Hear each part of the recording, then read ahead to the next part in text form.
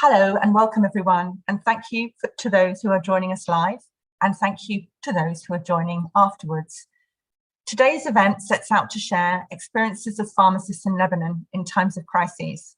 The Lebanon financial crisis, COVID-19 pandemic, and the Beirut Port Blast. Very aptly named series, this fits in so well as we are hearing from our heroes. I will welcome our guests shortly. But without further ado, I just thought I'd let you all know, I'm Catherine Duggan. For those of you who know me, I'm known to many of you, but to those of you who don't know me, welcome to our event today. FIP's vision is a world where everyone benefits from access to safe, effective, quality and affordable medicines and health technologies. Our mission is to support global health by enabling the advancement of pharmaceutical practice, sciences and education. We're proud to be delivering this event under a special Hearing from Our Heroes series, which started last year as we responded to the pandemic. We know that the world's pharmacy teams are fighting COVID-19 everywhere, working closely with other healthcare workers, often putting their lives at risk to protect and care for patients and the public during these times. We know that our colleagues and friends in our profession in Lebanon have faced many further challenges during the past year due to the blast 1 year ago, tomorrow on the 4th of August 2020. Today we hold this event to listen to the authentic and true experiences and the challenges our heroes in pharmacy in Lebanon continue to face. We consider these and the impact on them as individuals, on their families, on their professional practice, and on their communities. We listen, colleagues, not only as fellow professionals, not only as fellow pharmacy professionals, not only as pharmacists, but as compassionate friends, as people and as individuals. So today I'm proud that FIP will provide a platform of friends, of solidarity and of trust to allow voices to be heard and lessons to be learned. Before we get going, I thought I'd give us a bit of a housekeeping overview, but colleagues, please note our colleagues from Lebanon can often experience poor connectivity. It's out of their control. But if anyone drops out, we will wait for them to rejoin, and we have lots of plan Bs and Cs in the background. Some practical tips for all of us. The webinar is being recorded and live streamed via YouTube. It will also be available on our website at www.fip.events.org. You may ask questions using the question box provided, and we will have a panel discussion at the end. The length of that will be as time permits. You're welcome to provide feedback to us at the web address listed, and also, if you aren't already, to become a member of our great federation at www.fip.org/membership. Today's programme will be delivered by our colleagues and friends whose names appear on the screen, and I will introduce each and every one of them before they present to you. We have Dr. Marwan Akil, Dr. Wael Abi Ghanem, we have Dr. Luna El Bizri, Dr. Betty Shah, Dr. Alicia Pena, and Dr. Dalia Bargis. Today's programme will include short, succinct, and impactful presentations, setting the scene by Marwan, the Lebanese hospital pharmacist experiences by Wael, Lebanese community pharmacist experiences by Luna, the ethical challenges for pharmacists in Lebanon by Betty, maintaining health and well-being when in crisis by Alicia, and global health challenges and research-driven support by Dalia. I will also do some summary comments at the end and some responses and commitments from FIP. So we thought it would be good for us to have some event outcomes to set the event straight. We aim to highlight the socio-economic and professional circumstances that have contributed to distress in pharmacy practice in Lebanon. We aim to highlight and raise awareness about the unique experiences and challenges of pharmacists facing multiple crises in Lebanon, and also to reflect each of us to take a journey and think about how this impacts us in our own lives. Today, we wish to highlight pharmacists' challenges and experiences from community and hospital settings, being on the front line. We want to discuss professional ethics, resilience, and mental health in the face of extreme distress and in the context of pharmacy practice, and to highlight the importance of leadership and advocacy in times of difficulties. Please note the event will be recorded and live streamed, and will be available at www.fip.org. To all those listening, I want to emphasise again to ask your questions through the Q&A box, and we'll be picking them up through the session today and then addressing them in the panel discussion. I'm now pleased to be introducing our first speaker. So Marwan is an FIP fellow. He's a project manager and workforce lead at FIP with editorial responsibilities for the Pharmacy Education Journal. He is also a chairperson of the Pharmacy Practice Department, Lebanese International University. With 10 years serving as a member of the Scientific Committee of the Order of Pharmacists in Lebanon, he is experienced in advocating for widening pharmacy services and implementation, and a great addition to the FIP team. Marwan, you are here today to set the scene. The floor is yours, Marwan. Thank you, Catherine. Thank you, everyone, and welcome for this webinar. It is hard to be speaking 1 year after the blast with all what is happening in Lebanon. Actually, the crisis didn't start only in the blast, and that's why I will be setting the scene in order to make the coming presentations more important and for everyone on this call to know why we are suffering as pharmacists in Lebanon. So my outline for today will be starting by the economic crisis, then talking about the COVID-19 situation in Lebanon, going to Beirut Port Blast, and at the end having a look at the healthcare sector and how it is doing among all these problems. So just to start, Lebanon is a country in the Middle East, in a region where we do have some tensions right now. So the economic crisis started way before 2019.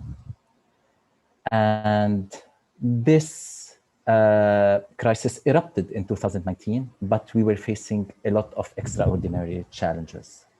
First, we have the public sector debt that has reached really elevated levels. Second, the banking sector that had become functionally bankrupt. Third, the productive economy has experienced no growth for an entire decade. And fourth, the political situation in the country is not stable. And all these made a foundation for the eruption of the economic crisis. Then if we go to the next slide, we would see that the implication of this crisis are start by a negative shock that led to the implosion of the economy. The GDP regressed, it contracted by 25% in 2020, and we are forecasting a further decline of 15% in 2021. If you want to talk on US dollars, how is it measured? The Lebanese economy was shrinked from $60 billion in 2018 till $15 billion in 2021. So 1/4. An extreme form of wealth destruction is taking place. We are, as Lebanese, everyone is losing their bank savings. And meanwhile, 4 out of 10 Lebanese are out of work. So the population, most of the population is under the poverty line. And all of these will, of course, lead to manifestations. And that's what happened in October 2019. People were on the streets for long months, protesting, advocating, asking for their right, asking for better conditions and for better living. And believe me, those manifestations were all over the country, from the north to the south, to the east and to the west. Day and night. Sometimes they were led by women, other times they were led by workers, and other times they were led by youth. People were there all over the day, all over the night in order to protest. Not many things happened. And then if we go to the next slide, we will see that among all these problems that Lebanon was facing, we had the COVID-19 pandemic. And the first case of COVID-19 was officially confirmed in Lebanon on February 21st, 2020. On March 15, the government imposed a general lockdown on different sectors, of course, including schools, university clubs, as has been done all over the world. But all over the world, everyone had only this pandemic. We had this pandemic added to the problems that were in Lebanon. And from there till now, we've been going through many lockdowns, whether it be it general, partial, ons and off, and people going back to work and then going back home. So this is a continuous circle as what is happening everywhere in the world. Just to give you a snapshot about the number of coronaviruses cases in Lebanon, it is about 500,000. The deaths are about 8,000, and those numbers were until the 1st of August. Talking about the vaccination, the total doses of given vaccines is around 2 million. People who are fully vaccinated are 33,000, and percent of fully vaccinated is only 12.2% of the population. So way to go. We have a lot of things to go. But what is alarming is that after having low numbers of coronavirus cases by May, June, and the beginning of July 2021, we are seeing again a raise in the numbers of the active cases. And you can see that by mid of July till now, we are seeing again high numbers of newly detected cases. If we go now to the third slide, to the third problem, which is the blast. Allow me to show you some pictures that now we cannot see live anymore. Those are some pictures of the Beirut blast port and the surrounding area. Lively, happy, clear. But if we can go to the next slide, if you check what happened at 6:07 p.m. on August 4, 2020, we had the Beirut blast. Next, please. So around 2,750 tons of ammonium nitrate stored at the port of the city of Beirut exploded, causing one of the largest explosions of that happened in the recent times. We had 218 deaths, 7,500 physically injured, around $15 billion in property damage, and an estimated 300,000 people that are homeless. But believe me, we are all victims, as what is circulating on social media yesterday and today. Everyone has been affected. Everyone lost someone. Everyone lost something. Everyone is suffering from mental problems, whether it be it insomnia, anxiety, or any other problems. This is some pictures of the blast, what happened, the devastating effect of the blast, and you can see that this is the picture of the port after the blast. If we go to the next slide, you will see some pictures of the surrounding of this. Those are the pictures that I have shown you at the beginning and the before.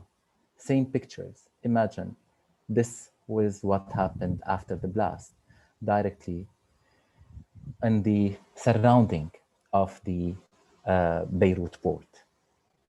Everything is devastated. Nothing that is anymore living or livable. If we go to the next slide, you will see what happened on the surrounding neighborhood. These are neighborhoods that had people living on those buildings. Imagine how many were injured. But you will look at the number of deaths and you will see, thanks God, it's only 218 deaths. But yes, it was, thanks God, fortunate we were, that it was at that time. Around 6 p.m., people were back from their work. This is a busy work area. And most of the people were rescued. Everyone went to the hospitals, to the pharmacies, all over the country. And this shows exactly how everyone in Lebanon supported each other. Everyone was working as an ambulance, taking his car and taking the injured to the hospitals. What we're seeing here on the next day is some pharmacist response. As you know, due to what happened, many people lost their houses. And talking about people losing their houses, of course, people that are taking medications and patients, they lost their medications. And those are pharmacists that were there the day after, directly supplying the patients with their lost medications during the blast. If we go to the next slide, you will see that the healthcare sector was on strike, like since few months. Every now and then we have a strike of the white shirts or the lab coats. People like pharmacists, doctors, dentists, nurses, and lab scientists, they took the streets last Friday, 10 days ago, and they did a manifestation in the Ministry of Public Health in order to call to rationalize the subsidization of medicines. What's happening in Lebanon is that medicines are still being priced as supported by the government, but the government and the bank does not have money. So there is no support, there is no medicines. It is supported, but there is no supply. So when there is no money in order to pay for the suppliers, the medicines, of course, the suppliers won't be able to supply the pharmacies with the needed medication. And that's why we have those medication shortages. Shelves are empty, patients do not find their medications. So what we have heard from one of the protesters, the white coat protesters, we cannot help our patients. We prescribe them medicine, but the pharmacies are empty. And if we go to the next slide, what have been done, written in a report in Lorient today, is that the pharmacies are complaining that they are receiving for the whole month a supply that may last only for 1 day. So, of course, the central bank is not paying to the suppliers the dollars they needed. Just to note, the dollar and the central bank and the official rate is 1.5. However, on the black market, it is 22K. So from 1.5K to 22K, this makes it the whole difference. Pharmacists cannot survive, cannot buy the medications, and the suppliers cannot pay the drugs. So the health sector is among the worst affected in Lebanon. Until like last week, they were saying that even the dialysis may be suspended in hospitals because we don't have any more the resources. Thank you. I will leave now the floor for my friends, community pharmacists and hospital pharmacists, to talk about what's happening in Lebanon. Thank you. Catherine, back to you. Thank you so much, Marwan, for those sober reflections and the context behind today's event. So it gives me great pleasure to introduce our next speaker, Dr. Wael Abi Ghanem. He is the chief pharmacist at St. George Hospital University Medical Center in Lebanon. He's a member of the Hospital Pharmacist Committee at the Lebanese Order of Pharmacists, a vice president EMRO region at the FIP Hospital Pharmacy section, and an adjunct faculty member at the Lebanese American University School of Pharmacy, and secretary of the IRB committee at University of Balamand School of Medicine. Wael, you're here today to tell us the Lebanese hospital pharmacists' experiences. The floor is yours, Wael. Welcome. Thank you, Catherine, for the introduction. Good day, everyone. Following my colleague Marwan's presentation and putting the scene, I will be talking about the hospital pharmacist experience facing this triple crisis. Lebanon, since decades, was known as the hospital of the Middle East. This is a very well situation of the Lebanese hospital sector. Hospitals have the best reputation in the region, and pharmacists working in hospitals were very proud of their contribution to this reputation. Many hospitals are accredited by international organizations, for example, the Joint Commission International. Among the 150 hospitals that we have in Lebanon, 6 of them are accredited by GCI and 5 others are on their way. So the hospital sector was faced with 3 consecutive crises: the COVID-19 pandemic, the August 4th Beirut Blast, and the economic crisis. I will start by the August 4th Beirut blast. This is the blast that was called here in Lebanon and in the world as Beirut Shima. It's similar to Hiroshima due to its intensity and the damage that caused and the mushroom shape of the two blasts. Second, this is the map of the region where the blast had happened. In the yellow circle in the center, this is the port, and this is the hole where the ammonium nitrate were stocked during many years. The other four circles are the hospitals that were directly hit by the explosion. Three of them were put out of function. One of the three, which was the red circle at the left, was empty, fortunately, was empty of patients due to the COVID pandemic, and that's why there was no casualty in this hospital. The white circle in the middle is St. George Hospital, and that's where I work. It is situated in a straight line distance of 500 meters of the blast. And the hospital is located on a small elevation directly facing the port. So I'll be talking now on the St. George Hospital experience. St. George Hospital University Medical Center has been supporting lives since 1878. It's a 380-bed teaching hospital. The pharmacy department consists of 7 pharmacists and 20 technicians. To note in this picture, the height of the building, which is formed of 10 floors. So when the wave that originated from the explosion, it had hit it very badly, especially on the upper floors. And all the facade made of window glasses were shattered in every direction and resulted in many casualties inside the hospitals and many number of injured people. So what was the aftermath situation in this hospital? This is the first time in the hospital history that it's closed its services. The result of that blast was a total collapse of the hospital. Total collapse meaning no electricity. There were no elevators left in the hospital, no refrigerators, no communication. The oxygen flow stopped working. There was no ventilation in the hospital that led to suffocation of patients, staff, and visitors. The flow of oxygen did not arrive to the COVID patient in their units. The alarm system was also shut down. We had a fire alarm and we had many of gas and fuel leakage. The UPS, the uninterrupted power supply, that is our third backup of the electricity, was also affected and it was shut down. We had only electricity for an additional 1 hour after the blast. Concerning the medication floor stock were destroyed, all lockers were opened and many of them were destroyed, and there were no access to medication on the floors. The emergency crash card distributed in the units were opened and broken.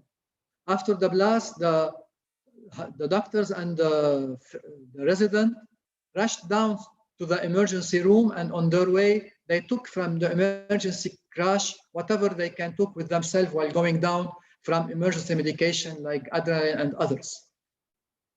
The medication store was left unattended. Only narcotics were left in secured and closed location. The second picture on the right, the down one, this is a picture of the patient room that was also all devastated, including the patient were inside this room.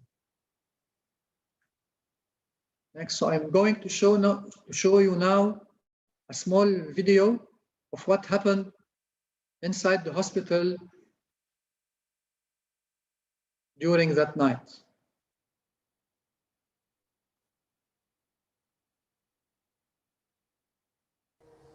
لو اجتمعت كل كاميرايات الدنيا ما حدا بيقدر ينقل هالكم من هالمشاعر المتناقضة اللي كانت عم بتكون بقلبنا. بيقولوا انتوا حكمة، انتوا بتتحملوا وبتتقبلوا، نحن شايفين كتير وعايشين كتير، بس بالدرجة اللي شفناها ما بتنوصف. خلص انا براسي انا امداد، ما بقى في مجال اني اقوم من الارض. بليز عم حرك البيبي، ما عم بيحكي، ما عم بيصرخ، ما عرفنا مع مين عم نشتغل، ما عرفنا منين اللي عم نشتغل فيه. كل 10 فشخات كانوا عندي فشخة واحدة، ما بعرف من وين اجتنا هيدي القوة. حافظ وين الستورج روم، فت عليها كسرت خزانات الحديد. سيشيكمان نحن مدمرين.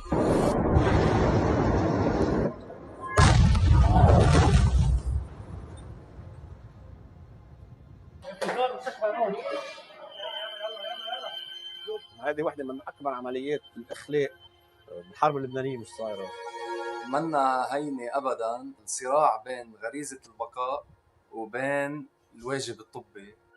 الأداء عن جد جداً عالي لكل ستاف تبع المستشفى، هو من الشغلات اللي خلوا عدد الضحايا يكون كتير قليل. هلا هدفنا الأساسي إنه هيدا المستشفى ب 142 سنة ما تسكر، ولازم يرجع يبلش ويفتح بأسرع وقت ممكن، لأنه هيدي رسالتنا وهيدا شغلنا بالحياة.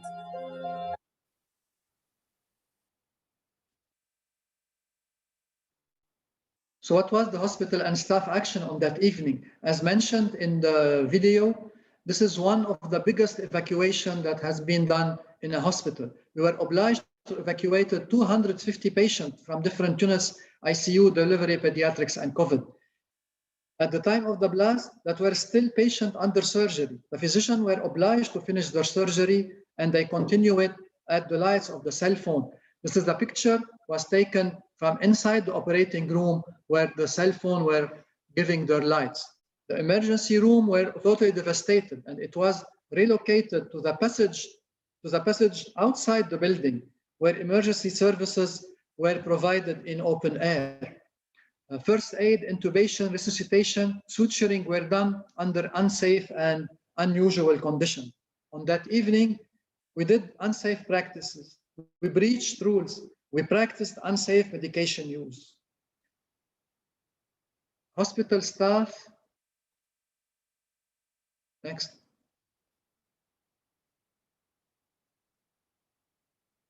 Physician, pharmacists, residents, and nurses, despite injuries, continued to provide care. This is the picture of a hero nurse that works at the premature unit. On that evening, she took by herself triplets from the unit. She covered them by a blanket and she walked for 1 to 2 kilometers to find a car to transport her and the babies to another hospital. Doing this, she brought them back to life because if they were left at the hospital, they will have died. What happened? The pharmacy action on that evening, pharmacy staff living nearby arrived immediately. They secured the pharmacy from any intruder and the pharmacy staff was present in the ER to deliver all needed medication and provided care. We were able to transport that night medication from our refrigerator to one of the pharmaceutical company where we were able to secure them from any loss. The challenges we faced as pharmacists that evening were many. How to manage the pharmacy in this unpredictable situation. How to manage outside the box, outside our normal daily work. How to take appropriate action decision under stress. The economic crisis also affected and impacted all the hospital sector and led to a very difficult situation in medication shortages. The medication shortage we face is not related to global shortage and manufacturing company worldwide. It's related to the impact of the economic crisis on the importation. The pharmaceutical agent in the country had stopped importing medication and the supplier had stopped the deliveries. Pharmacists are spending all their time on securing medication from different sources. Our daily practice changed from patient care to securing medication in a very stressful situation. The economic crisis has also affected the energy supplies, the energy. Hospitals are functioning on their proper generator due to electricity cut. Lack of fuel crisis is affecting the continuity of generators. Some hospitals were obliged to stop their services. Our oath as pharmacists clearly define and state that I shall apply the full measure of my knowledge and abilities to supporting the health and well-being of all those I serve. Now hospital pharmacists are faced with the following.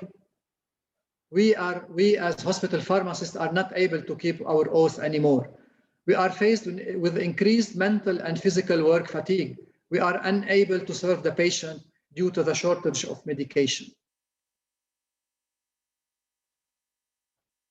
The hospital also faced the COVID-19 pandemic in an economic crisis, in a difficult situation of medication shortages. In our daily practice, we were faced with lack of equitability in treating patients due to the scarcity of medication. As for the vaccination campaign, the hospital pharmacists played a big and important role in managing the vaccination centers in hospital, where they were overseeing the COVID-19 vaccines and the safe handling, coping with the number of appointments, securing the vaccines from the Ministry of Health, and supervision and doing the preparation of the vaccines. So how this triple crisis has affected and impacted on hospital pharmacists in Lebanon. Pharmacists are human beings. We are not supernatural. All hospital pharmacists are considering quitting their position. Many already quit and stayed at home despite the economic crisis. It's only because of family commitments that hospital pharmacists are still working in hospitals because they need to survive this crisis. Hospital pharmacists in Lebanon are suffering and are faced with a daily dilemma.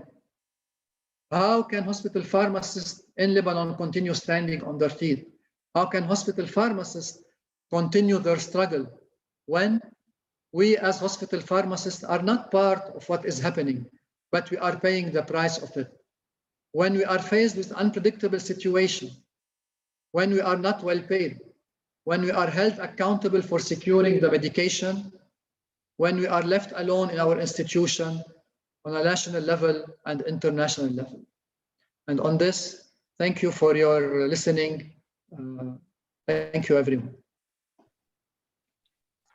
No, I think our thanks goes to you, Al, for speaking on behalf of our hospital colleagues in Lebanon so eloquently and so forcefully, with compassion and with care. And I really took home some of the points that you mentioned, which is just at this point in time, with the triple crisis, you find it difficult to fulfill the oath, which means that it's difficult to deliver what we're supposed to as pharmacists. So we will address some of these points during our panel discussion later. So without further ado, I'd like to welcome you to our third speaker today. And Dr. Luna Al-Bizri has received her PharmD from the Lebanese University and pursued her study with a marketing degree from the American University of Sciences and Technology. She's a candidate for a Doctor in Public Health degree at St. Joseph University. Since 2008, she's the founder and manager of Luna Farm Pharmacy. And in September 2020, she was elected FIP Exco member for Africa and the Middle East Health and Medicines Information section. She's also a member of the FIP Community Pharmacy section and was a member of the FIP Non-Communicable Diseases Working Group. And she's a member of the Lebanese Order of Pharmacists Scientific Committee. Currently, Luna is the adjunct preceptor of the Lebanese American University and the Lebanese International University. And she has more than 20 years of experience in academic, community and industrial settings. She has a solid expertise in active research in these areas. Luna, you're here to share some of the Lebanese community pharmacists' experiences with us today. Luna, the floor is yours. Thank you, Catherine. So today I'm going to talk about how the triple crisis of Lebanon hit the community pharmacists. But what is special about community pharmacists? We are the frontliners. We are the primary healthcare providers who are all the time under challenge and pressure. Next slide, please. So I'm going to talk about each crisis and see what happened with the pharmacists. So as with everybody during the COVID-19 pandemic, our pharmacist was taking all the measurements for the patients and for the staff, as you can see in these pictures, and these were taken in March 2020. Next slide, please. What we had done as our duty is asking us to do, is to educate people about measurements, about COVID, about the virus, and then later on to talk about the vaccine and the vaccine hesitancy, the side effects, and all the surrounding of the pandemic. Next slide, please. But the second crisis was hitting more severely.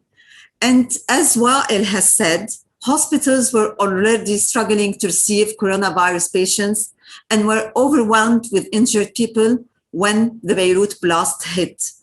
And some hospitals were destroyed, about 80%, as with the Hospital St. George of Wael, and with a huge number of wounded, more than 5,000, only they received serious cases. And you can see on your right, this hospital, which is Wael's hospital, how it is. It was a collapsed hospital. Next slide, please.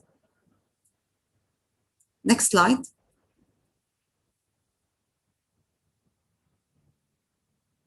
Okay. So directly, how community pharmacists intervene. The Lebanese Order of Pharmacists had called all pharmacists to treat patients with minor injuries, to free hospitals for more serious injuries. You can see these patients that we have received in our pharmacy, even if when our pharmacies were destroyed, we still continue to help people and to treat these minor injuries. The more serious cases were referred to the hospitals. Next slide, please.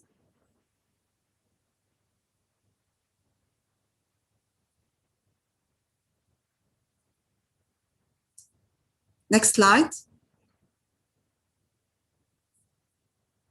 Okay, so this is directly after the explosion. This is my pharmacy.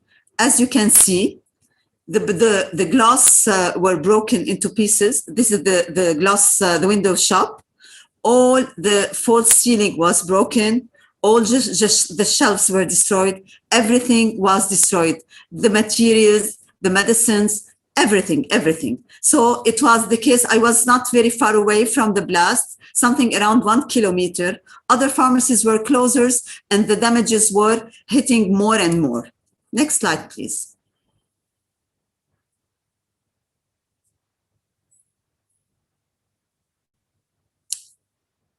What about what happened on a long term? So what it was really hitting people, staff, pharmacy staff, patients, individuals, was their mental health. So after the blast, we were concentrating more on the mental health services, and they were more important than ever. What could we offer? We could offer for minor mental health problems, something alleviating such as supplements like valeriana or magnesium. But for more severe cases, we referred them.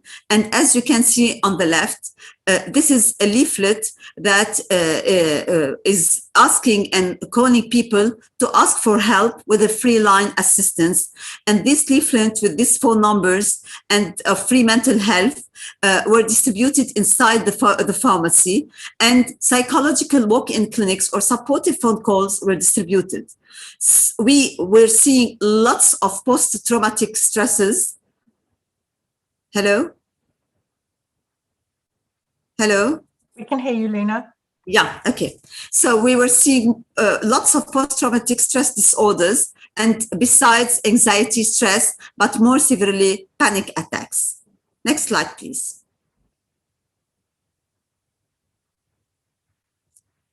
What about, lastly, the economic crisis? This Lebanese economic crisis was described as the worst since the 1850s.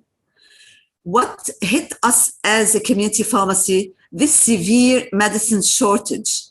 Drug importers were running out of hundreds of drugs. And the central bank, as Marwan has said, as Wael has said, had failed to pay suppliers abroad millions of dollars in accumulated dues under a subsidy scheme. One pharmacist is saying they are destroying the profession. With the way the country is going, the profession is collapsing. the crisis expected really to worsen. As you can see, this leaflet is distributed by one of the biggest suppliers in the country, Mersaco, and it was aimed to explain what is the medicine crisis is about. They are saying in this leaflet, more than 60% of Mersaco most sold medicines won't be available by the end of July 2021. And this was 2 days ago, 3 days ago. So if the situation is still the same, and believe me, I tried to make some orders in my pharmacy, and really more than 60% were not available. Next slide, please. What is really shocking that in a small country as Lebanon, with something around 3,000 community pharmacies, 600 pharmacies are already or are closing in Lebanon. We cannot anymore to bear operational and living costs with the great increase in the dollar exchange rate. Why? Because essential medicines are still calculated at a rate of 3,900 Lebanese pounds to the dollar. All other expenses in the pharmacies are calculated on the market rate, which is something around 20,000. So for instance, if we want to pay for our rental in the pharmacy, the rate of $1 equals 20,000. For the internet fees, it is 20,000. For the power supply, it's 20,000. In contrast, a medicine of $1 will have the value of in the pharmacy of 309,000. So how can we survive as a pharmacist? So these governmental measurements are threatening the pharmacist's ability to continue carrying out their duties and health responsibilities toward patients and the community. And you have to know that we have no remuneration in the pharmacy in the community, and we are giving all these services free of charges. Thanks. Thank you a lot. So now what happened here? What you are seeing here, it's not the blast. It's not after the blast. It's not the picture that you have seen in my pharmacy. No, this is a pharmacy that was hit by an angry patient, a patient that is coming with his kid, and he was asking for an analgesic and antipyretic, and he didn't find it because of the severe shortage of medicines. So what they have done, he was very angry and attacked the pharmacy and destroyed the pharmacy. We are trying in the community to substitute these unavailable medicines by other generics. We even are trying, when we have a combination of two molecules in one medicine, to give two medicines with the same generic. But we are really struggling in this very bad economic crisis. Next slide, please. What we are trying, that as Marwan have said, we are on strike many times and are protesting, but unfortunately, we are not seeing anything from the government. And this is very bad because we don't know how we can survive these crises one after another. Thank you. Now, supporting the community. What is happening during this severe shortage medicines? On the social media, we have seen unintentionally or intentionally people who are trying to exchange or donate medications. But what are you seeing here? You are seeing medicines that needs prescription, like Zofran, like gabapentin. What we are trying in the community pharmacy to fight this irresponsible individual medicine donation or exchange. We are trying to call for patients. We are asking them to give all their unwanted medicines into the community pharmacy, and we as pharmacists, responsible pharmacists, will decide if these medications can be exchanged or donated. We have to see the form, the expiry. We have to see the conditions where these medicines were stored. So that's why we have to work more on these donations, which are really irresponsible. Next slide, please. With this, I really thank you, and I handle it back to you, Catherine.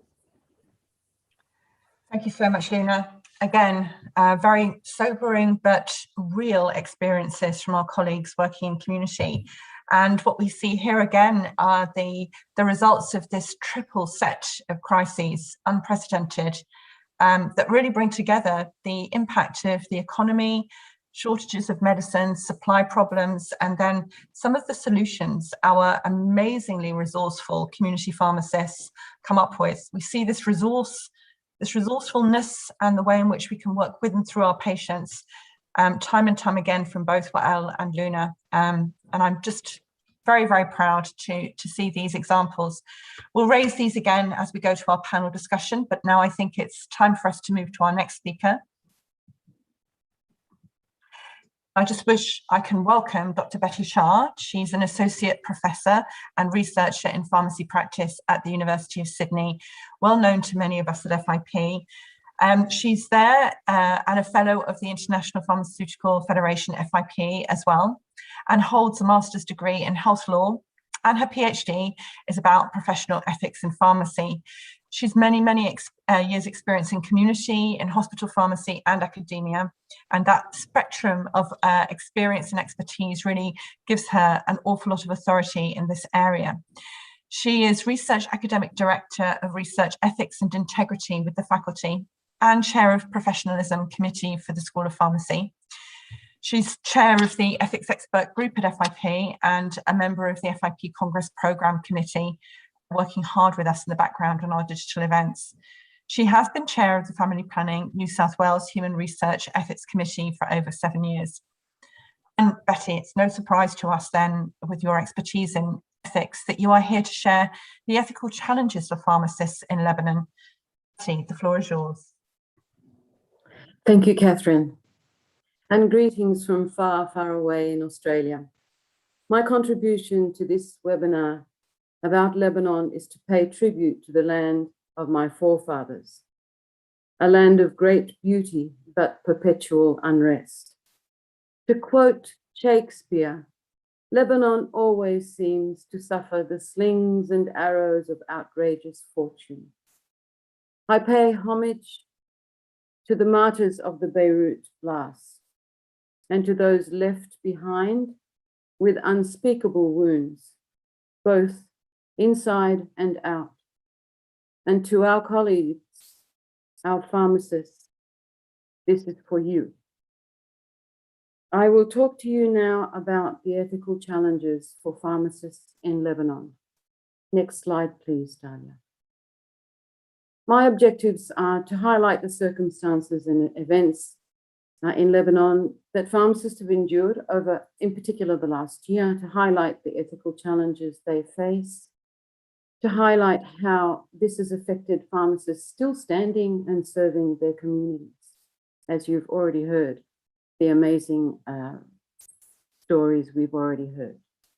But according to the WHO, the World Health Organization, and its constitution of 1948, it is very clear that the standard of health is one of the fundamental rights of every human being. Next slide, please. And at the next slide, please.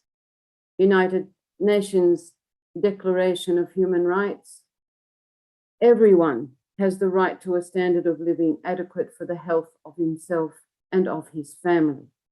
Next. Therefore, the mandate to ensure and protect the health of the public is inherently a moral one. Next slide, please. So from what we've already heard, the financial burden in itself was huge, and it has caused the collapse of the local currency. What does that mean? It means pharmacists are fighting for the viability of their business. They're in survival mode. Medicine shortages at a magnitude unheard of, causing so much frustration and loss of trust of the clients, of the patients, of the public. Stress on both sides, from both pharmacists and patients, affecting mental health, no doubt. Even listening to these stories, we become anxious with them. What would it be like to live in these circumstances? and all the workarounds that Luna and Wael and Marwan have explained to us are still hardly effective. And there is a high level of a sense of futility in amongst everyone because it only seems to be getting worse. These circumstances are simply unsustainable. Next, please.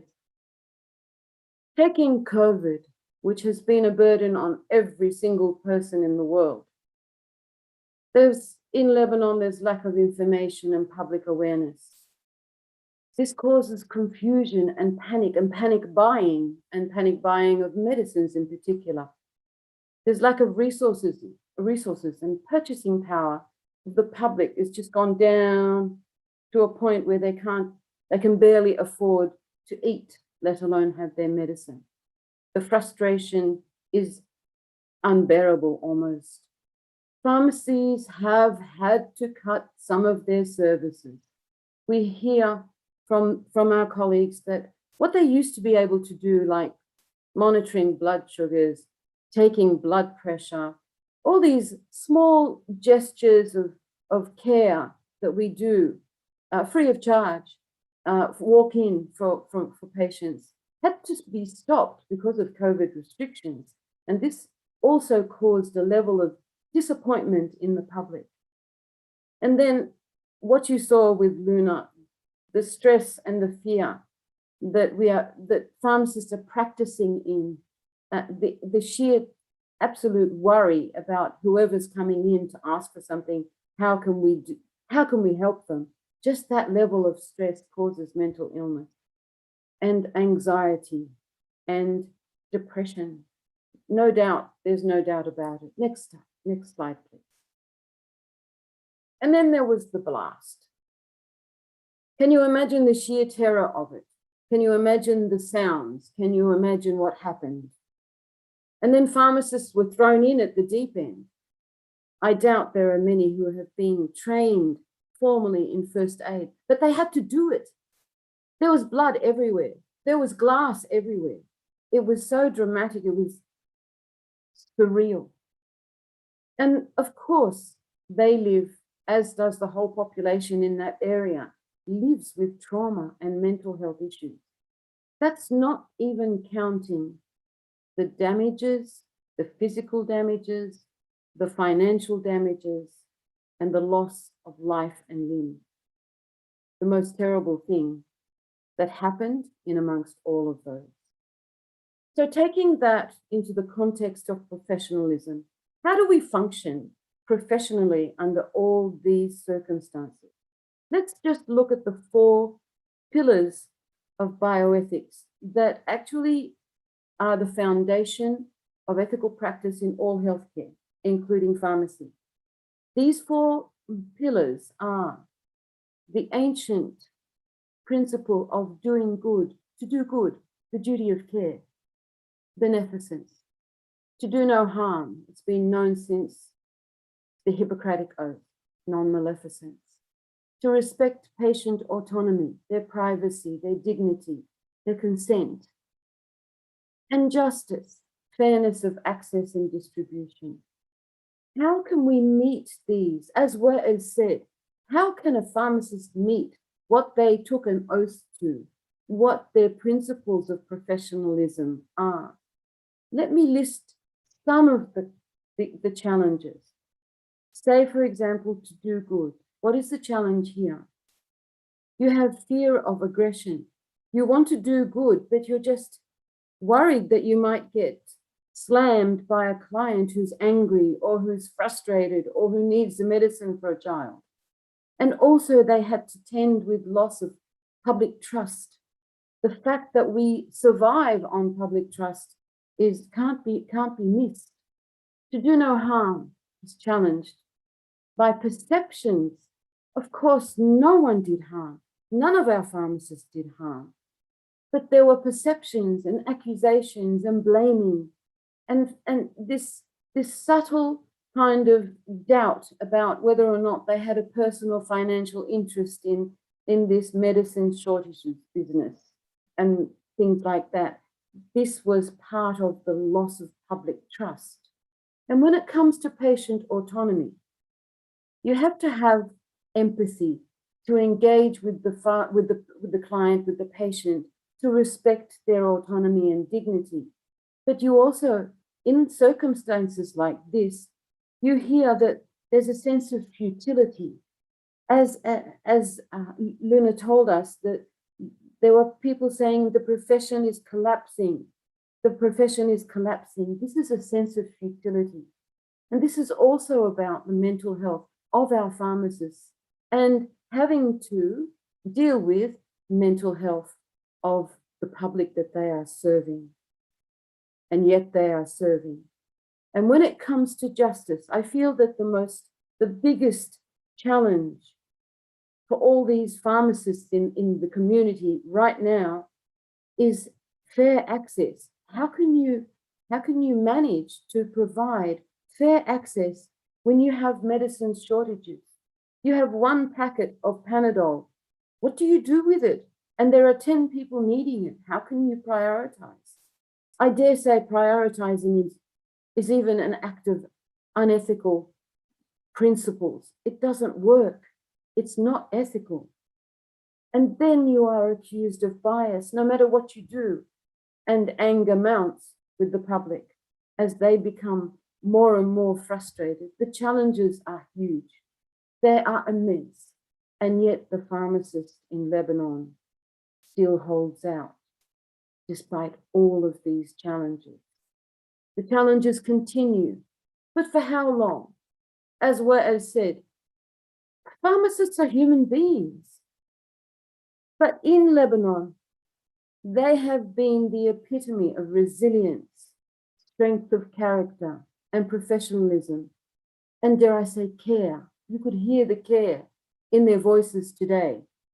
And as they continue to bear the brunt of so many public health issues, they have been unsung heroes.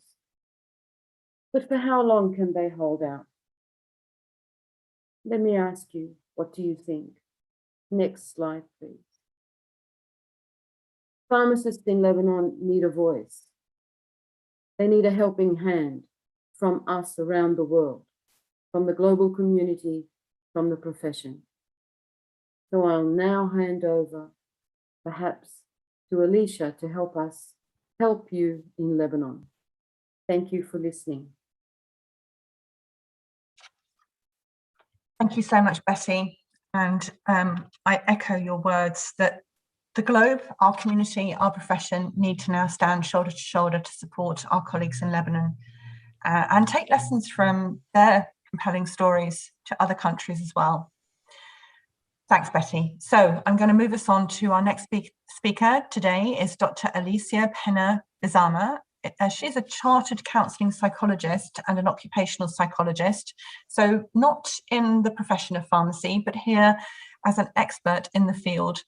She has worked in both NHS and private sectors and was the head of student wellbeing at the University of Reading until August 2017. She now manages the Life Tools programme that she designed and delivers to students in the university. It's a psycho-educational programme focused on providing training for students' personal and professional development, including self-management and building resilience to maintain health and well-being. She also works as an independent consultant with individuals and groups, providing training and individual consultations on prevention of burnout, building resilience for personal, academic and professional development. And whilst those skills and attributes are very focused, today's presentations will give Alicia a great platform. Alicia, you're presenting today on maintaining health and well-being when in crisis, and the floor is yours. Thank you, Catherine. And thank you all, and hello to everyone joining us today. So my focus is really thinking about maintaining health and well-being and how to prevent burnout during critical situations. As we've heard colleagues, first of all, I'm not a pharmacist, but as a health professional, empathize both with the profession and with the duty of care and that drive to want to be able to improve things for patients and clients. So this in itself is something that we as health professionals derive a sense of achievement and a sense of satisfaction, and it's rewarding to be in this profession. So that in itself is part of what helps us to keep going in difficult situations. Next slide, please. So in terms of maintaining health and preventing burnout, as colleagues have described, they have faced significant challenges and significant problems that are beyond the individual. So they have maintained their resilience and their capacity to problem solve. But when dealing with critical events, it demands extra effort from health professionals to respond, to support people in distress who need help, dealing with not just their wounds, but also their emotional distress. So it's added to their profession of pharmacists dealing with people in the here and now in a critical event. So it's challenging for us as professionals to deal with uncertainty, especially when all of these different events in this particular situation that colleagues have described, there is an ongoing level of uncertainty with rapid changes and increasing demands, lack of resources and more. So how can we focus and help individuals to manage stress and prevent burnout? Well, first of all, I'll define the concept of resilience. It's an ability to adapt well in the face of adversity, dealing with trauma, tragedies, and extreme stress. Well, colleagues have done tremendous already, as they've described in the events, and we're in all of you. But it's also a concept that is very complex. It's difficult to define, it's multidimensional, it's dynamic in nature, it changes, it depends on the circumstances. But critically, it not only depends on the individuals. Individuals have been resilient, but for us to be able to continue, we need to have resources, to have support from organizations, to be able to collaborate, to have a sense of hope that things can change. And that's my hope for today, seeing all these extreme developments and efforts and creativity from colleagues in incredibly difficult circumstances. So we can look at the management of stress from the individual's perspective and from the organizational's perspective.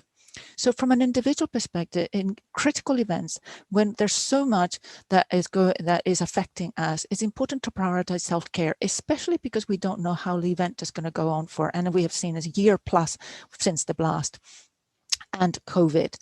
And of course, they're carrying on with financial problems. So it's important to maintain healthy habits. And it's very easy for us as health professionals to say, I'll take one more phone call, I'll write one more email, I will do one more thing just because I need to and I want to help people.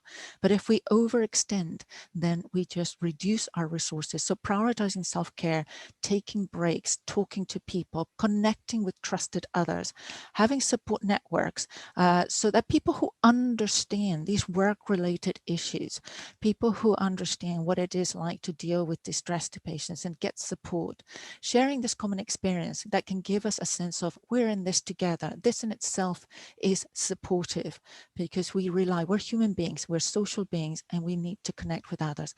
Next slide, please. Further, to understand the factors that lead to burnout. And these are one of them, as you can see, is lack of connection, feeling isolated, loss of hope, not feeling that one can manage the situation. So therefore, very important to build our concept of self-efficacy, which in essence is having our sense of agency, that I can do something. And to do this, it's very important to focus on what we can control. The events described by colleagues show how much is outside of the individual's control. So therefore, focusing on what we can do, addressing a wound, talking to a patient, connecting with others, whatever seems small in the moment, it is very, very important to feel that what we're doing, listening to someone, is doing, and connecting with our values and our purpose. What is meaningful to us as professionals? We're health professionals. Colleagues are all health professionals, have values and purpose. When we're in a distressing situation and we see how much we cannot do, it's easy to lose hope and to have a sense that one can't make a change. So connecting with what matters, going back to those ethical points that Betty mentioned, doing no harm, being there, being able to listen and see someone. Practicing self-compassion, acknowledging our personal humanity and acknowledging the humanity of the individuals that we work with. So supporting others is recognizing that we get distressed, is being okay with being distressed because it merits, it's proportional to the event. At the same time is to give ourselves permission. Yes, I can make a mistake, or I just cannot do one more thing. I need to sleep tonight. So it's giving oneself permission to take care, to be able to continue with the care of the people we serve. Next slide, please. But as I was saying then, it's important then to increase understanding the factors that lead to burnout. One of the things that affect us as individuals, as professionals working in organizations or individually, but we do need to feel that our work is being appreciated, that we are feeling that we're making a helpful contribution, and that we have empathy with others. If we are burnt out, we feel tired and we have loss of compassion, or what's called compassion fatigue, which then makes it very difficult for health professionals when we feel that we cannot help those people, the people we're serving, or like in Luna's case where she described how the patient became aggressive. And that's very difficult, not only because of the destruction, but also because of the wanting to help is not recognized. So very important to have this sense of appreciation by our peers, by colleagues, by families, by friends, finding it around us, seeking information and guidance. How do we do things differently? Colleagues were very creative in finding different ways around dealing with difficult situations. But it's also important then, going back to the point of maintaining boundaries and not overextending, because this is a way of saving energy to be able to help in the long term. Otherwise, it's easy to burn out. It's like sprinting, but in these scenarios, it's more like a marathon. So it's very important also to manage our expectations. As professionals, we hold ourselves to a high standard, back to the values and the principles described earlier. But in some of circumstances is to focus on what can I do today? It's good enough. What I've done is good enough, and I will be able to build up once the resources come in. But as I said earlier, it's not just about the individual. We also need the organizational support. Next slide, please. So what can organizations do? Well, it's to provide people with information, to update it. We need to know what's going on, or even if to be told there's no more news or there are no resources, but to be understood by us, to understand the workforce, to provide information, provide clarity on how to respond in a crisis, to provide guidance so that people don't feel alone with their responsibility and lost. So even in crisis, having backup plans, discussing priorities with members of staff, sharing the responsibility so that everybody, this is important in teams and different professional groups, multidisciplinary teams in different scenarios, everybody discussing things, how we organize the priority, because here we're all the same. We're human beings wanting to help others, and we want to continue to carry on with the service as colleagues have done, described earlier. Next slide, please. So really very important is sometimes the circumstances are beyond our controls, but what we can do and organizations can do is to support individuals and teams, creating spaces for informal communication. Shared communications are very important. Having trusted people around us that can provide and promote a sense of feeling understood. We can work a lot knowing that if we are being understood, that our difficulties are recognized, and that they know that we're doing the best that we can given the circumstances. It's important also to have recognition to provide that will help to boost people's strength, their confidence in professional skills. And very important, and summing it up all up, as colleagues have said earlier, what really matters is for us as professionals to be seen, to be heard, to be trusted, and allowed autonomy to make decisions in very difficult situations, trusting that they're professionals, they're going to make the choice based on what they see on the ground, because often not everybody's on the ground. Colleagues described earlier their stories and experiences of being on the ground. So it's being seen, but also for patients, it helps them to be seen, to be heard, even if sometimes the medication is not there, but is recognizing them as individuals who are seen, and we're all part of the same social environment. We're all global citizens, if we like it. So with that, I would like to say thank you to all, and I'll take it back to you, Catherine. Thanks, Alicia. Very powerful to remind ourselves that we're part of a community and to take care of ourselves. Thank you so much for your wise words there. Okay, and now I'd like to introduce our next speaker. Dalia, known to many of you, is the FIP lead for provision and partnerships. Dalia comes from a background in pharmacy practice and academia. She's a registered pharmacist in Australia and has a PhD in pharmacy education and training from the University of Sydney. Dalia has recently been an active researcher in resilience with a focus on the pharmacy workforce in the Eastern Mediterranean region, and shares her passion for this area as a member of the Global Resilience Team, GRIT, which is a community of practice that brings together international researchers passionate about improving resilience of the pharmacy workforce everywhere. She's currently leading a couple of projects on resilience in the region, including this project with community pharmacists in Lebanon, which we will highlight today. Dalia, you're here to share some of your experiences of global health challenges and research-driven support. The floor is yours. Thank you so much, Catherine. Good afternoon, good evening, good morning to all of our attendees on the call. What a pleasure it has been to be part of this presentation, but also sitting in the background listening to gut-wrenching experiences and perspectives from our previous speakers. I'm absolutely honoured to be part of this. Thank you, FIP, for providing a platform for our voices to be heard, to be present here today with everybody. I want to thank our previous speakers who have really exemplified some of the intensity of the economic, health and man-made disasters in Lebanon today. You have really left us in awe, and we stand with you in solidarity. In my short presentation, I will touch on our commitment as a profession to tackle global, regional and national health challenges and the interconnectedness between them all. I will also introduce a research project I have had the pleasure to lead for the past 11 months. A global picture of urgent health threats for the decade ahead was released by the World Health Organization in 2020.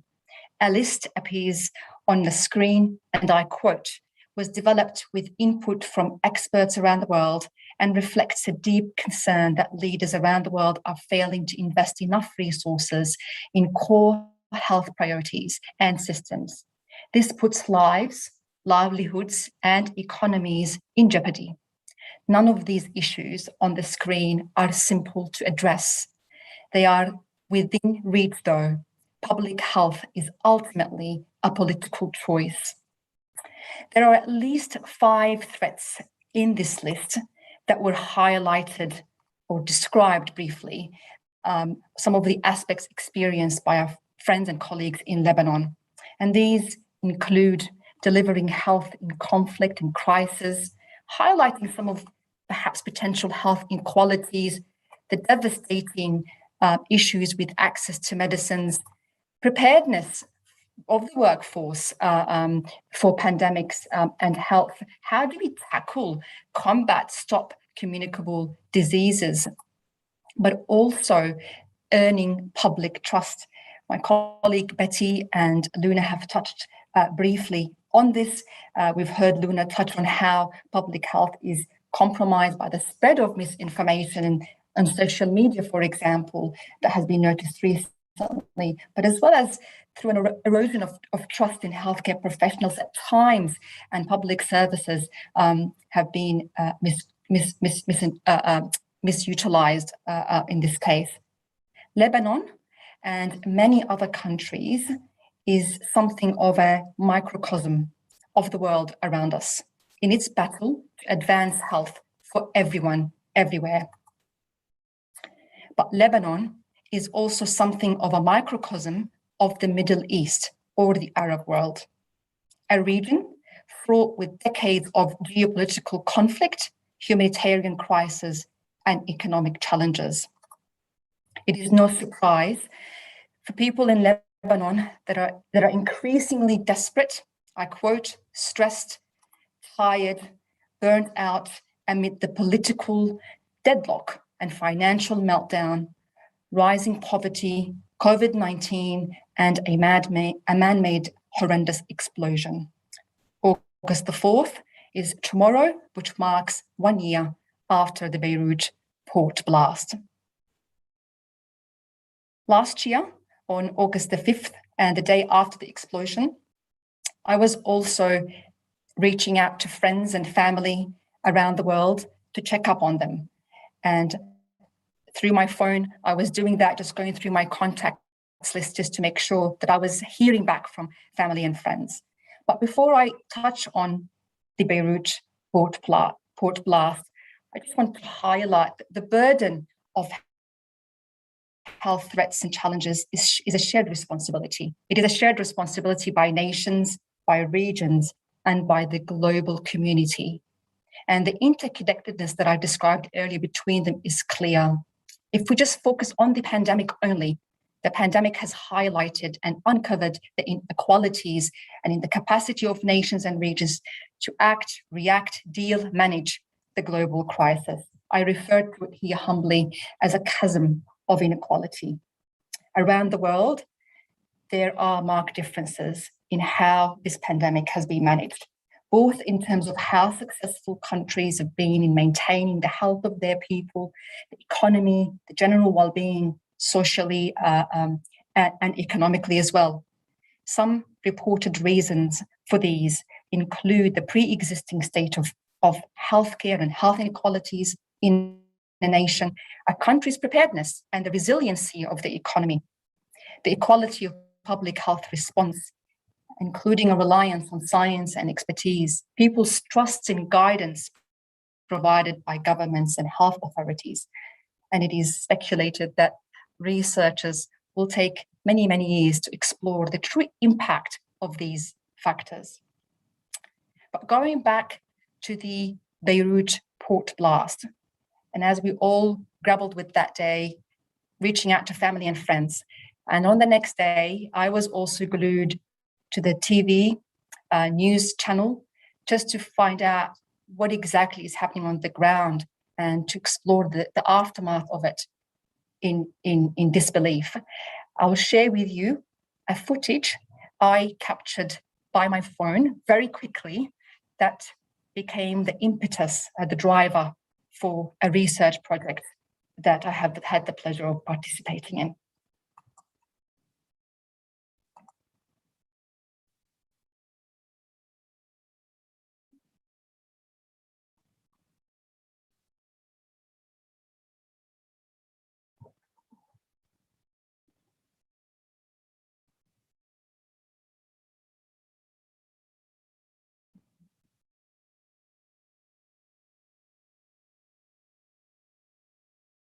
Courtesy to ABC News network.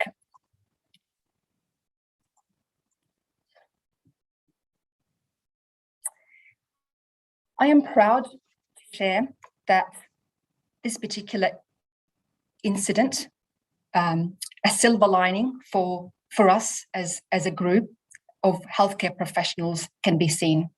I am proud to share that such an important project was born from friendships, from empathy, from collaborative team spirit, from a shared passion and aspirations to advance pharmacy everywhere. I am proud to work alongside these amazing colleagues, three of whom are actually on the call with us today, Marwan, Betty, Alicia, but also Dr. Sahar Bajas, my sister, who is a pharmacist by training, holding a PhD in clinical epidemiology and a master's degree in international public health. She's currently a postdoctoral research fellow at the Kirby Institute in Sydney, Australia. Each member in this team brings along expertise of a kind, research skills, experience, and each one of us proposes new ideas, solutions, perspectives to deepen our understanding, our insights into how we can progress the cause. Like many of you, what really binds us is our commitment to our profession and to humanity. The project, entitled Community Pharmacists Experiences of a Triple Whammy of Crisis in Lebanon, the Lebanese financial crisis, COVID-19 pandemic, and the Beirut Port Blast, is conducted via semi-structured interviews, and we are in the process of carrying out thematic analysis. The project is still ongoing and will be published later this year.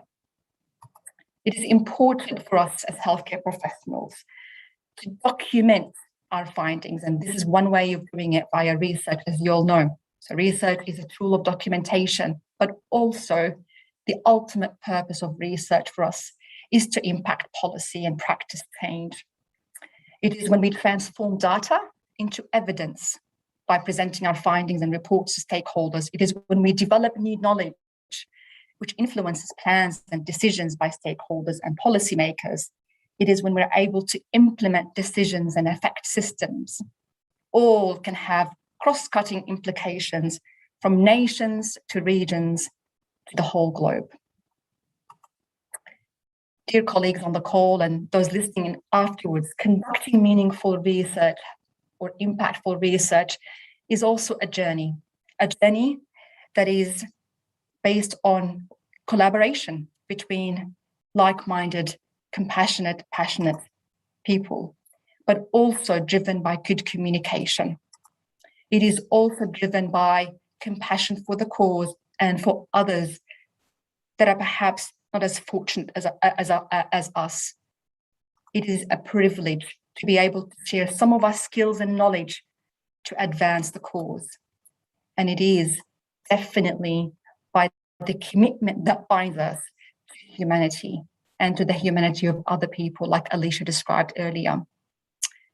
When I was preparing these slides, it also resonated with me that it happens to be related to the slogan of FIP that we developed earlier as a team at FIP headquarters for the FIP COVID-19 digital events program, which this is a part of.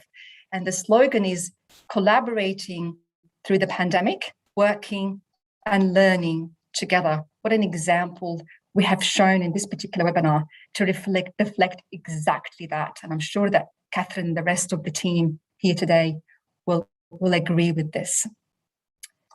Colleagues, I would like to end with a thank you letter to all pharmacists in crisis and healthcare professionals in crisis. Thank you for your resilience. Thank you for your compassion. Thank you for your dedication to remain standing and serving at the front line. Thank you for upholding your professionalism and for your commitment to humanity in the most difficult of times. With that, I'd like to say thank you again to Catherine and my colleagues, handing back to you, Catherine, as the moderator of this really, really touching webinar. Thank you. Thank you, Dalia, very much. Really powerful and impactful reflections, Dalia, from the day itself all the way through to today. I wonder if you could just move us to the next slide, and I'm going to offer a couple of my reflections. For me, I'm going to build on the words that Dalia just mentioned and say, for me, there are the 4 C's. If you could just click those down, Dalia, all together, then I'll walk through these. So, of course, my reflections come at the end of the session before we have a short Q&A session. But I wanted to say a huge thank you to our Lebanese colleagues who have shown through their brave and humble expositions here today exactly what the profession is made of and what we can be proud of. I can see so much of what has been shared today will benefit others across the globe, which I will touch on shortly. But focusing on today, I have seen examples of collaboration where we've seen resourcefulness and resilience and where colleagues have worked together, but also examples of where fractures are emerging. And that's to be expected. I think it was Wael who said we're not superhuman, but may I say, Wael, you are superhumans. And it's not surprising that we're seeing fractures emerging in our personal lives and professional practices. I've seen exemplary communication, reaching out across health boundaries and systems to communicate on behalf of all patients and communities. But I've also seen and heard where miscommunication can impact our profession negatively. And how are we going to handle that? And how do we handle that with facts and with evidence, as Dalia said? The level of compassion we have seen today is testament to the spirit of our Lebanese colleagues. And I know every single person in attendance today will reach an arm out to you all to wrap around you.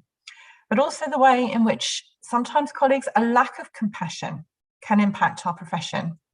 when the communities forget that the pharmacists there at the end of a service or the end of a care package are people themselves who have gone through exactly the same situation as the rest of the community. Then I've seen the unending commitment made by our fellow professionals, made by these communities and by our colleagues today. I'm sure everyone will agree with me. But we've seen as time has passed, and it's 1 year now, the situation is no better and nothing has abated. The pandemic continues. The continued long-term impact of the chronic economic crisis that Lebanon was already facing pre-COVID has started to impact exponentially, much like a pandemic. So there is an economic pandemic, and along with that, the access to services and care has diminished somewhat. And then we've also seen the blast that has been the straw that has broken the camel's back. And the camel in this instance is our profession. And it's time for the global community to take note.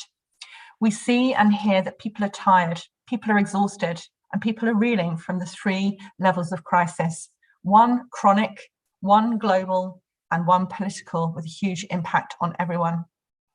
And as Betty has said so eloquently, it's time for the global community in our profession to show global compassion and global collaboration following such stories. But let's remember, colleagues, globally, everyone everywhere is still coping and managing with the pandemic at various stages. And while we know that the media can bring us immediate understanding of what is happening, like everyone has said here today, we all saw the blast unfold with disbelief in front of our eyes last year. And then suddenly the multimedia world we live in means that attention spans can be short. And while the people of Lebanon are living in an unending 3 sets of crises, multiplying exponentially on top of each other, the rest of the world moves on to look at their own problems.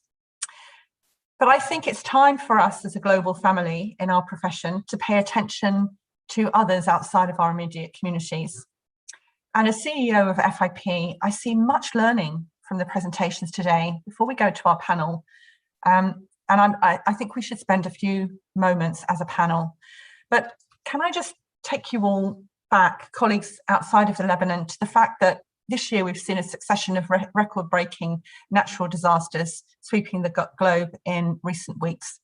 There have been floods in China and Western Europe, heat waves and drought in North America, terrible weather in Australia, wildfires in the subarctic, and now today, at this very minute, if you all switch on your social media and your multimedia channels, we see parts of Turkey razed to the ground with wildfires.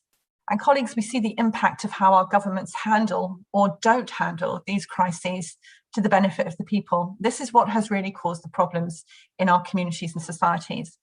We were also blessed to hear powerful, true stories from our colleagues in South Africa, who themselves have seen violence and trouble in their pharmacies as the public lose faith in supply chains, etc.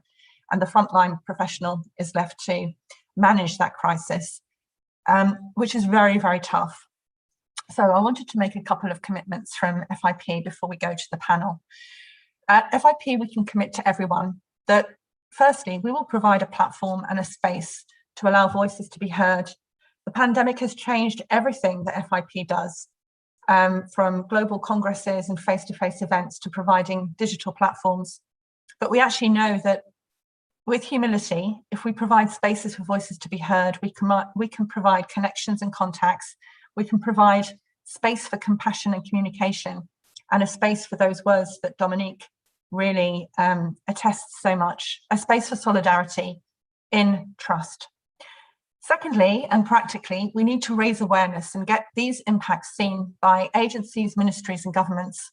And we will work with our member organisation, the Order of Pharmacy in Lebanon, to advocate and communicate the role of pharmacies, the role of pharmacists in those pharmacies, but also the impact that they are facing right now and what needs to happen to make things different. And finally, colleagues, we just need to think about ways in which we can address some of the issues today in a bespoke way that really look at Lebanon as Lebanese pharmacists need us to support you through humanitarian situations. So to create a bespoke response, I think will be really powerful. Now we're right on the time, but I think it's worthy of the panelists. If we can go to the next slide, please. It would be great for all the panelists to turn their cameras on and for us to just take time to take a few minutes now to address some of the questions that we may have heard and some of the pointers that have come out of the chat box.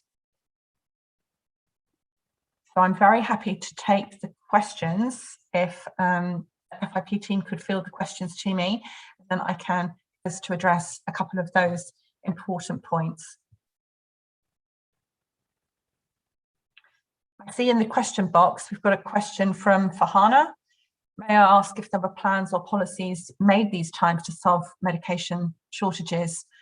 And were these plans long-term, made a big impact? So I'm going to hand to Luna and Wael briefly to tell us if those plans were in place, and then I can share with you some of the ways in which we're going to be planning for the next pandemic. God forbid, but planning is key. Luna, Wael? Okay. Would you like to start, Wael, or do you want me to start answering? Go on, okay. No problem. Okay. Unfortunately, in Lebanon, what we missed during these crises, that we didn't have a national preparedness for this shortage of medicine. But what is good that the national industrial companies have tried to do some extra work and to multiply, for example, their manufacturing process to help this shortage of medicine, especially from the outside medicines which are imported, imported, and we have to pay them with the fresh money. Nevertheless, this plan is not really a long-term plan, because don't forget that we have to import also the raw materials, which are also in the dollars, and this is a problem. So it was not a very short plan, but now they are running of their raw materials, and we are going again in a second severe shortage of medicines. So this is our major problem. What the government is trying to do is to import from emergency as an emergency plan from some countries directly the medicines, but it will take a little bit of time. So and not everybody in Lebanon is accepting these medicines, because some pharmacists, some physicians are still questioning the quality of these medicines. So it's still people are still arguing, and academics are still arguing, etc., etc. Luna, that's really, really helpful. I think preparedness is key for everybody, and FIP will be doing much to try and support our countries. Now, well, I'm not going to get you to answer the same question, but it follows very well the next question that we had in the Q&A, which is about the black market and the presence of substandard and falsified medicines and medical devices. So if you would just provide us with a moment or two of reflections, that would be super.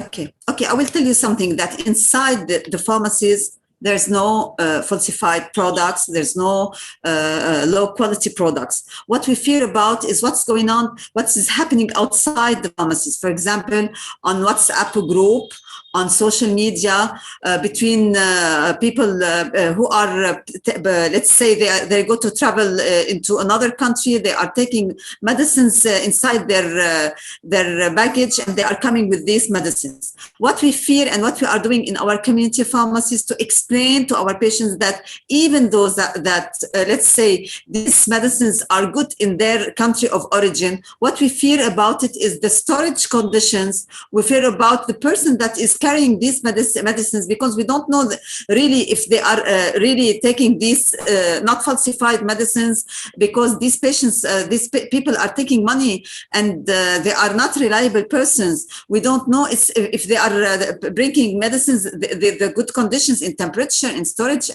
What about cold chain supply medicines? So what we are doing in the pharmacies is to explain these points of view, because what they don't know, what patients don't know, that it's not only the expiry date that it matters. What matters is the whole process of bringing these medicines to Lebanon. So we have a huge really burden and impact to these patients, and to explain to them what's going on outside the community pharmacies, and to encourage them to come to us, and we'll try to find as much as we can solutions for their shortage of medicines, such as generic substitutions and others. Thank you, Luna. Any reflections from you, Wael, about the hospital experience in this regard? I think currently the hospitals are not facing any issue with falsified medicines and something like this. But we are afraid if the economic crisis will continue, there will be a flood of medication coming from everywhere, and maybe many of them will be falsified. Maybe the situation in Beirut, in the capital of Lebanon, is still under control. The problem will be in other surrounding cities in suburban areas. Thank you very much, Wael. So we have, that's really, really valuable, and we will capture all of this in the write-up of the event. So we're over time now, and I thought whilst the chat itself was telling us about the vaccination for COVID-19, hardships mentioned by Dr. Wael, Dr. Luna, the economic salaries, all of these issues, we'll follow up with you. We may need another event actually to see how we can track what's happening in the country.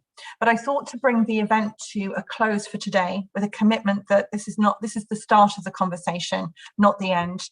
Then I would go around the panel and ask each of our panelists to think about one key thing that FIP can do to support colleagues in Lebanon. The Lebanese colleagues have done everything they can in their power, but what would you suggest would be a priority thing for FIP to do? And I'm going to start with you, Alicia, because you gave us such a good insight into what individuals should be doing. I'll go from Alicia to Betty, and then I will go to Luna and Wael, and then Marwan and Dalia. Just one thing that takes us a very short second. Thank you. Thank you. Well, I think it's communication, maintaining networks for people not to be alone, reaching out to people. And I'm guessing it's in English, but also translating to Arabic so that people who can access to the information. Superbly done. For that, a nugget. Absolutely great. So Betty, as a passionate FIP person yourself, what would you like to see the Federation doing for our colleagues in Lebanon? I think from a practical point of view, providing the Lebanese pharmacists with expertise in disaster planning, in managing crises. I think that would be, in addition to giving them their voice, that would be helpful for them. Duly noted, Betty, and I promise you we will. We have a humanitarian framework. Little did we know that we would be putting this into practice so much, but we'll follow up with you, Betty. You can hold us to account on that regard. So next colleague is Luna. What's the one thing FIP can do for colleagues in Lebanon? I think what FIP can bring is international and global support in any way, because we need everything. So what FIP can bring, it will be splendid for us as a pharmacist. Thank you, Luna. And again, hold us to account on this. I think this is one of the points at which the Federation needs to act on what it promises. So we promise that we will do. Wael, for you, the one thing that FIP can do for colleagues in Lebanon? Let FIP be our voice in international organization to let them know what's happening here. Perfect. We'll be in touch with you so you can give us the evidence we need.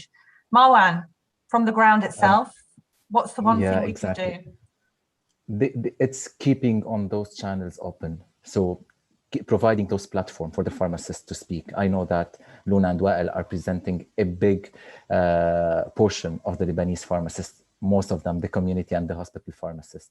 Keeping this channel open. And I'm sure that after this webinar, we will be contacted a lot by our colleagues in Lebanon. And what we'll be doing, Catherine, is that we will be conveying all the messages from the Lebanese colleagues to FIP in order to see how we can help. Yes, Marwan, absolutely. Again, putting the practical into the compassionate, isn't it? Yeah. Dalia, your final one thing that you've taken from the session today that we need to do. Thanks, Catherine. I would say advocating for all pharmacists and healthcare professionals around the world by empowering the national pharmacists themselves. So FIP is the driver, the FIP is the vehicle to advocate, but the pharmacists themselves need to lead the change where needed, Catherine. Yes, exactly. We mustn't be doing to our colleagues in Lebanon, but we must be empowering them. And may I say, colleagues in Lebanon, that you are role models to many across the globe who are facing huge challenges and stresses.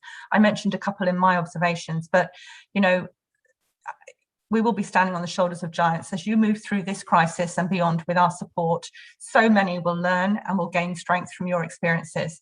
So you feel exhausted at this moment in time, but you are giving energy to others who are facing challenges themselves. Now, colleagues, I'm very humbled and moved by what I've heard today.